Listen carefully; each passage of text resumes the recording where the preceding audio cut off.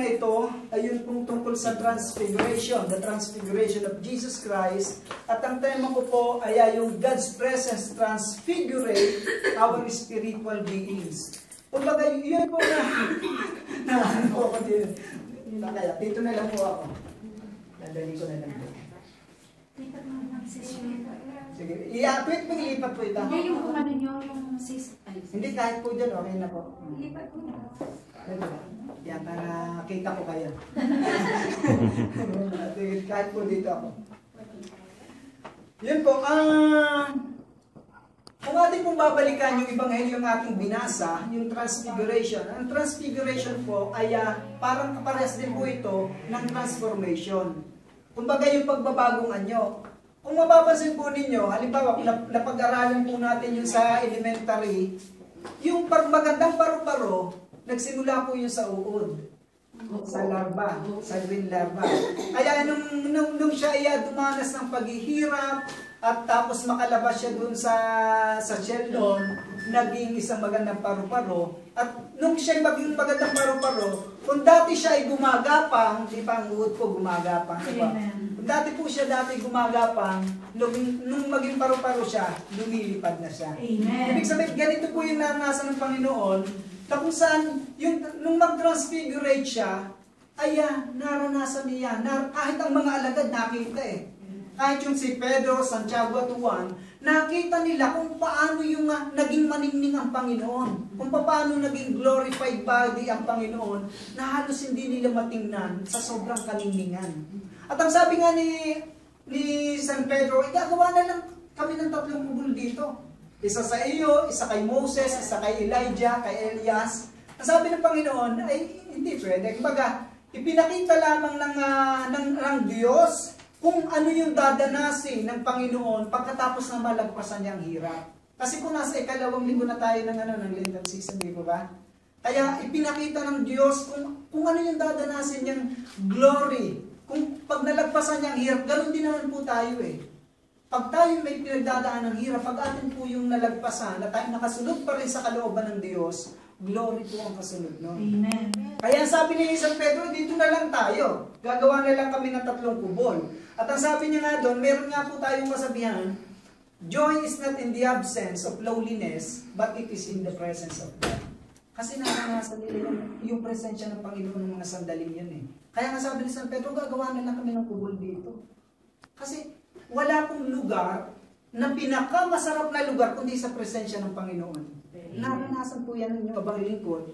Sa Batangas po, nung meron pong isang anibersaryo, naranasan ko po kung gaano kasarap sa presensya ng Panginoon. Sa pag-aawitan, talagang parang lumulutang. Naranasan nyo na po ba yun? Amen. Tapos nung, alam niyo po nung matapos yung anniversary yon, may dala po akong scooter. Tapos sa pagkatapos po ng anniversary, umaambon-ambon. Ang pakiramdam ko, habang tumatakbo ako, sarap ng pakiramdam ko. Habang tumatakbo ako, ang pakiramdam ko yung scooter nakakawang sa lupa. Parang ang sarap ng pakiramdam. Amen? Yun ang pag-aaralan natin ngayon. Paano po natin ito mararanasan? Gusto niyo po bang maranasan ang presensya ng Diyos? Amen. Amen. Masarap maranasan. Hindi lang yun. Ang sabi doon, ay yung peace is not in the absence of troublesome, yung mga kaguluhan, kundi yung kapayapaan, peace, it is in the presence of God. Kahit po naman tayo, kahit po tayo, halimbawa sabihin natin na wala naman tayong yung kaguluhan sa ating buhay. Pero hindi pa rin po natin maranasan yung lubusang kapayapaan eh. Kasi nga, pag wala tayo sa presensya ng Diyos, hindi po natin mararanasan yan. At kahit po yung isang santo ang nagsabi, ang sabi po ni Saint Augustine, kung natatandaan niyo po yung kanyang sinabi, ay yun daw pong kapahingahan, my heart still restless until it rests in you, O Lord, sabi niya. Kumbaga yung puso ko, yung buhay ko, wala kapahingahan kung hindi sa iyong Panginoon nagpapahinga. Ibig sabihin, kahit po yung ano yung tinatangkilik natin, kahit po ano yung nasa atin, kung tayo po ay wala sa loob ng presensya ng Diyos, wala sa ating puso si Kristo, hindi po natin mararanasan yung tunay na kapahingahan, ang tunay na kagalakan, ang tunay na kapayapaan. Amen. At ang kakontentuhan ng buhay ay hindi po sa material na bagay.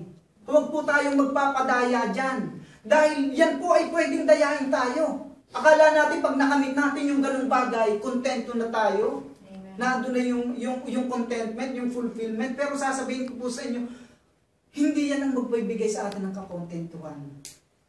Ang Panginoong Jesucristo pa rin. Amen?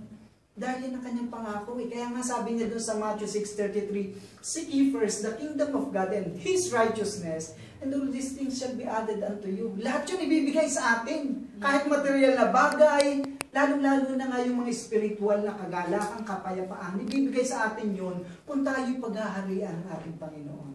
Kaya napakasarap pagharian ng Diyos. At ito po yung ano natin, ito po yung dapat nating malaman. Pero bago po yan, hanggang anong oras po ako pala? Ano oras po tayo? 4-7. Alas 5:50. Okay lang. 5 o'clock. Ay, sige. Okay. Mahaba-haba. Praise the Lord. Kaya nga po, yun po ang napakaganda na malaman natin. Paano po natin lubusan mararanasan ang presensya ng ating Panginoon? May napakahalaga pong malaman natin. At pag ito po inalaman natin, katulad ni brother na bagong attend ngayon, naniniwala ako tuloy-tuloy na ang kanyang pagdalo sa Lagi po natin ipanalangin. Lagi po natin ipanalangin. At ang unang-unang nga pong pamamaraan, kailangan, ito din yung sa Lenten season, kailangan yung salita ng Diyos. Kapag nagsalita ang Diyos, nandun yung kanyang presensya. Ang sabi nga po, saan man may dalawa na na pinag-uusapan, dalawa o higit pa sa dalawa, na pinag-uusapan ng salita ng Diyos, ang Diyos na andun. Ang presensya ng Diyos ay naandun. At ang sabi po doon sa Romans 8, if God is with us, who can be against us? Amen. Kung tayo nasa presensya ng Panginoon, sino pa pwedeng lumaban sa atin? Amen. Amen. Walang pwedeng lumaban sa atin dahil nasa tayo nakapaloob doon sa presensya ng ating Panginoon. At ang sabi doon sa Word of God, kailangan po ay pakinggan natin ang salita ng Diyos. Mapalad po, hindi po isang incident. There is no such coincidence. There is no things as such a coincidence katulad ni brother. Sapagkat nandito siya dahil may purpose ang Panginoon. Amen. Nandito ang ating kapatid para pagpalain ang kanyang mga salita. Amen. Para pagpalain ng Diyos. At yung sabi po doon, ang Word of God, sabi po sa Hebrew 4:12, ito daw po ay parang tabak na magkabilay talim. Kung bakit tumatagos sa pinaghiwalayan ng buton at ng laman, tumatagos sa kasukasuan, tumatagos ito doon sa pinaghiwalayan ng espiritu at kaluluwa. Ito ay nakakatalos o nakababatid ng iniisip ng tao. Ganyan ka makapangyarihan ng Diyos. Ganyan ka makapangyarihan ang salita ng Diyos. Kaya po dapat yung salita ng Diyos, dapat po atin po itong pinakikinggan. At pag ito po yung ating napakinggan, ito po yung mas mahalagang dapat natin gawin natin po sa buhay. Sikapin po natin sa buhay. Dahil dito po ito magkakaroon talaga ng kaganapan eh. Pag atin po itong naisabuhay, dito po magkakaroon ng kagalang, dito natin lubusang mararanasan yung presensya ng ating Panginoon. Napakasarap sa presensya ng Diyos, katulad ng inawit natin kanina. Napakasarap, wala ka nang hahanapin pa pag tayo nasa presensya ng Panginoon. Kaya nga po pag ako nagtatrabaho, ay syempre, pagtrabaho talagang syempre pagod ang katawan. Pag linggo na ako nandito sa ganito, sa praise and worship, sa pagtitipong ganito, doon ako nakakapagpahinga. Alam niyo po ba yung ako po yung 3 linggo na nagbakasyon, hindi ako nagtrabaho. Pagka pala wala kang trabaho, mapapagod ka rin. Amen. Anong ibig sabihin? Amen. Kasi po yan, ang tunay na talagang kapahingahan, nasa presensya ng Diyos eh. Nasa ganitong gawain. Kaya tayo pag naandito sa ganitong gawain, muli tayong lumalakas. Dahil lumalakas yung espiritu natin, lumalakas din kasunod yung physical na pangangatawan natin. At yung nga po, kailangan ay makinig tayo ng salita ng Diyos, atin pong sikaping isabuhay, ang salita ng Diyos sa ating napapakinggan. Sapagkat, ang sabi po sa Romans 10:17, Faith cometh by hearing, hearing to the word of God. Pag tayo, hindi naman tayo magkakaroon ng pananampalataya kung wala tayong napakinig na salita ng Diyos eh. Dahil nagkaroon tayo ng pananampalataya sa Panginoon dahil nakarinig tayo ng salita ng Diyos. At yun po ang pangalawang hakbang, kailangan ay mayroon tayong pananampalataya sa Diyos para maranasan natin ang presensya ng Panginoon. At ang sabi po ng Hebrew 11:6, tandaan niyo po, Hebrew 11:6, without faith, it is impossible to please God. Amen.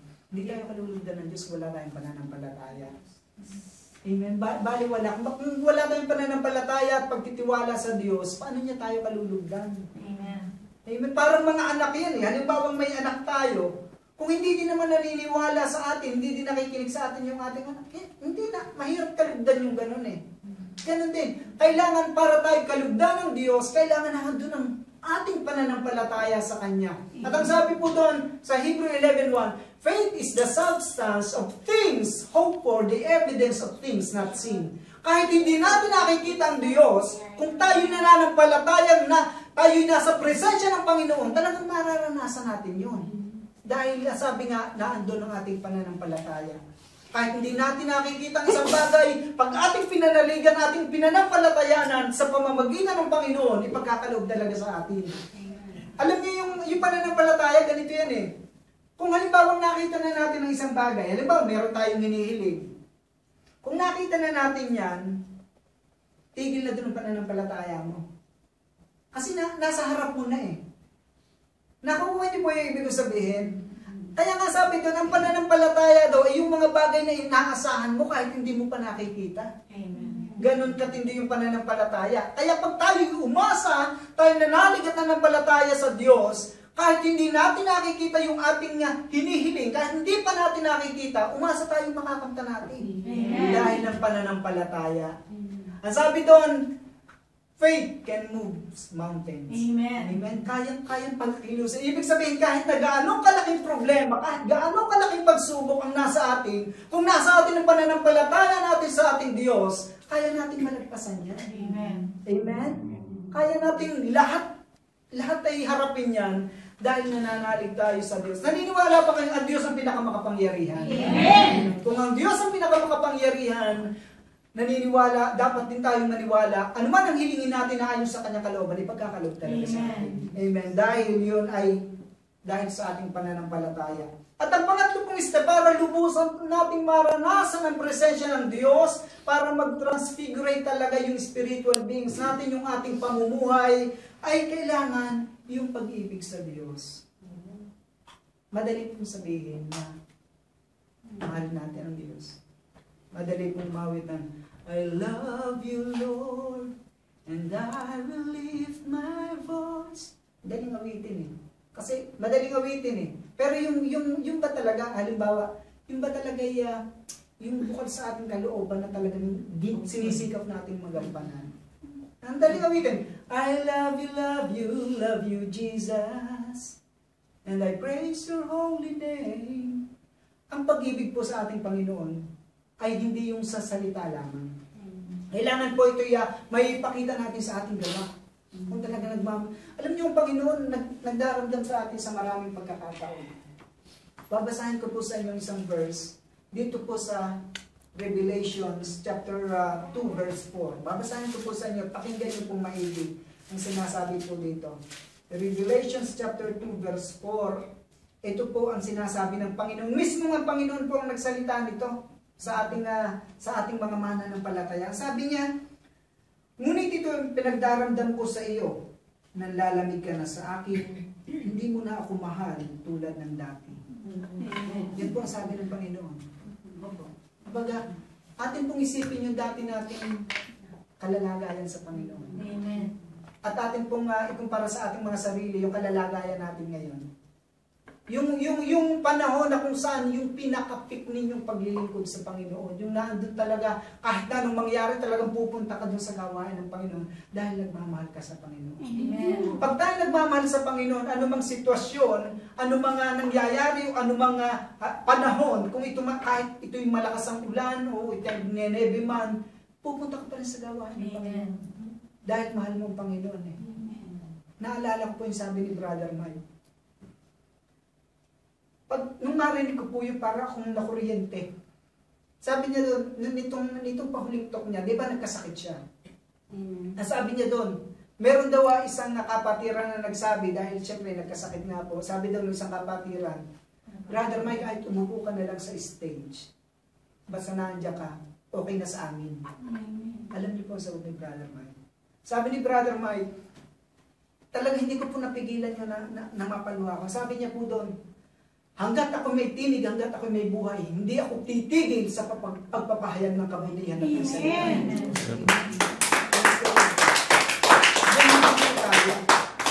Kahit na anong sitwasyon, kahit na anong nangyayari, huwag tayong titigil. Amen. Huwag tayong, bagamat naapektuhan tayo, pero huwag tayong patatalo. Dahil pag tayo tumigil sa gawain ng Panginoon, tayo rin ang talo. Amen. Tayo rin ang dudumugin ng mga masasamang espiritu. Hanggang ang ating buhay ay lalong hindi magiging maayos, naranasan po yan ng inyong mabang lingkod. May pagkakataon po noon sa Pilipinas, ako'y nagtampo rin sa Panginoon. Meron po akong hinihiling, hindi pagkaloob ng Panginoon. Ang tagal-tagal, hindi pagkaloob. Nagdamdam ako sa Panginoon. Ito na may sinasabi ko po sa inyo, pero huwag niyo tutularan, basta sikapin po ninyo. Sikapin po ninyo na laging nasa Panginoon kayo. Huwag kayong lalayo. Nung ako medyo nagdamdam sa Panginoon, nagulat po yung mga kasamahan ko kung bakit bigla akong nawala. Hindi ako nagpaalam. Akala nila, sa kanila ako nagdamdam. Pero ang totoo po nung sa Panginoon ako nagdamdam. At ito, Panginoon, parang ang ginagawa kong ito, hindi mo ako binibigyan ng reward. Gano'n. Pero alam niyo po, mga 6 months, 5 to 6 months, lumayo ako. Hindi po masarap ang lumayo sa Panginoon. Amen. Doon po kayo dudumugin ng maraming tukso, maraming problema. Nung ako po'y bumalik, sabi ko sa Panginoon, Panginoon, sorry po, mahumingi ako ng tawad. Pero itong pagbalik kong ito, sabi ko sa Kanya, ito na yung sisikapin ko po na hindi na po ako muling lumayo sa iyo. Nung nangyari po yun, alam niyo po, yung kahilingan ko kasi, sasabihin ko na sa inyo, yung kahilingan ko po kasi galing po akong Taiwan, yan, Sister Lourdes na galing din Taiwan, ay gusto kong makabalik doon uli, dahil para maghanap buhay, may pamilya na po ako, sabi ko, ibubuhay ko, siyempre ang buhay sa atin ay hindi po ganun kadali. Nagkaroon ng problema, madaling salita na ako'y bumalik, hindi po natuloy. Sumunod po noon, Malaysia, hindi rin po natuloy.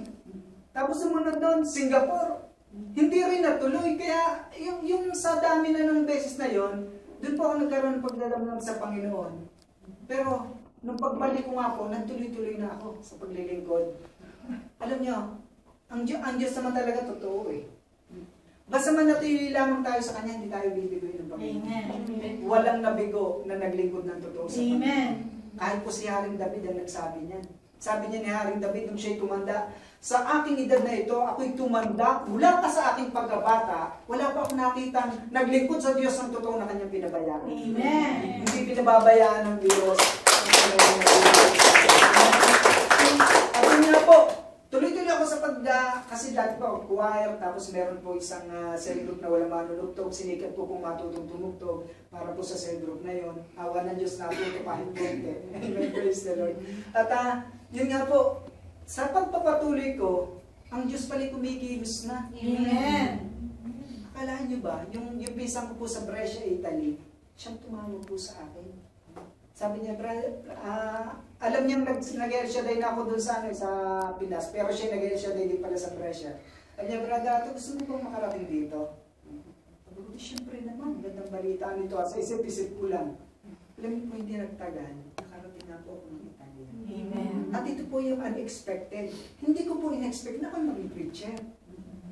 Samantalang, alam niyo po pag nakakausap ko yung mga ibang preacher sa Batangas, kasi taga Batangas po ako, saka sa Pilipinas, kahit yung mga elder, gustong-gusto makarating dito sa Europe para makapagto. Samantalang si Brother Ato, walang ginawa kundi sumunod sa Panginoon, pero ito yung biyayang ipinagkaloob sa akin ng Panginoon. Amen. Pero yung ginagamit ako kung sa saang lugar, kung sa saang bansa, pero hindi ko in-expect ito. Basta tayo sumunod lang sa Panginoon. Meron tayong biyayang matatanggap mula sa ating Diyos. Amen ba? Amen. Kaya kung natin pagdaramdamin ng Panginoon, ibigin natin ang Diyos ng higit sa lahat. Ibigin natin ang Diyos ng buong lakas, buong kaluluwa, buong pag-iisip, buong puso. Ibigin natin ang Diyos. At halimbawa, ang isa pong pag-ibig sa Panginoon ay ganito.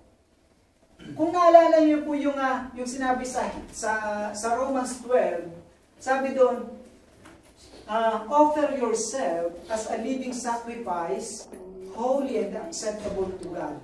Ibig sabihin, ating i-offer daw yung ating sarili. Kung talagang tayo nagmamahal sa Panginoon, i-offer natin yung ating sarili. Holy and acceptable, yung kalugod-lugod sa Panginoon, at yung talagang masasabi natin, nagmamahal tayo sa Panginoon. Amen. Paano mo magagawa natin ito? Ito po yung nangyayari sa atin.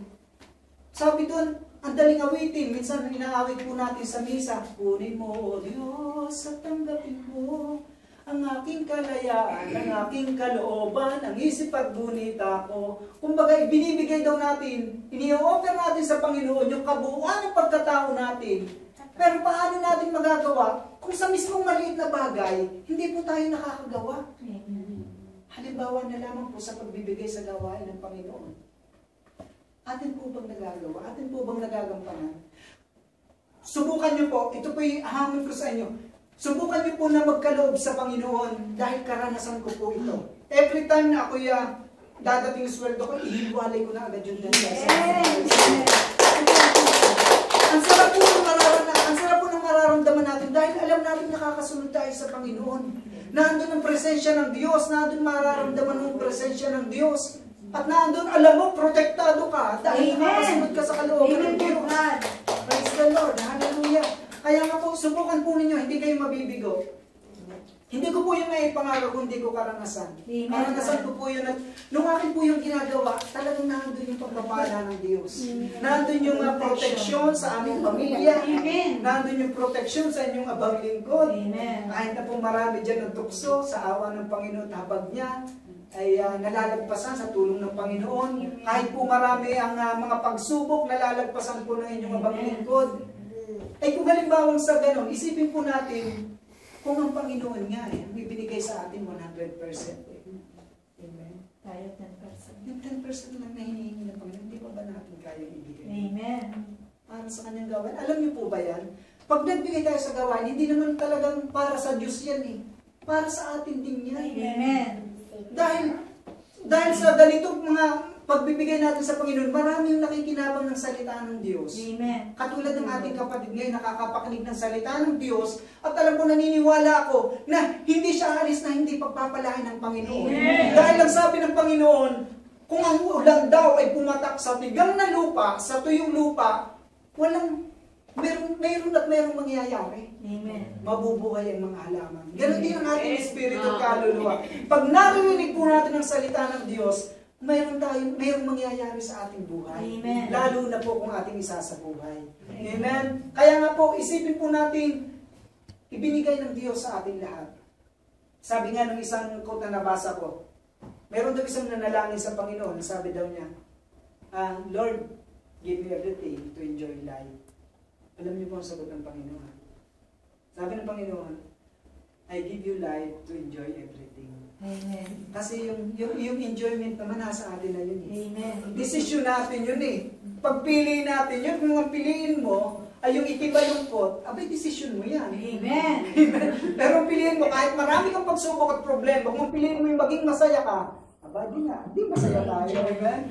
Praise the Lord. Di nasa atin yung joy ng Panginoon at yan ay magagawa nga po natin pag nasa atin ang presensya ng ating Panginoong Diyos. Amen. Amen.